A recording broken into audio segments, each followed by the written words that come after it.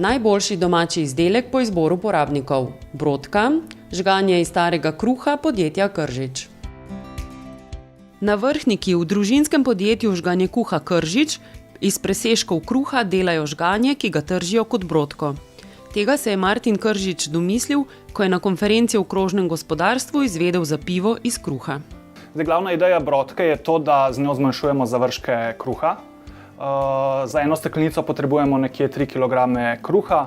Sprva smo mislili delati brodko iz neprodanega kruha, ampak je težava to, da je ta kruh deklariran kot odpadek in kot tak neprimeren za proizvodnjo živil. Zdaj pa dobimo surovino v proizvodnji prepečenca, kjer od hlebcev stran režejo krajci in te so surovina za brodko.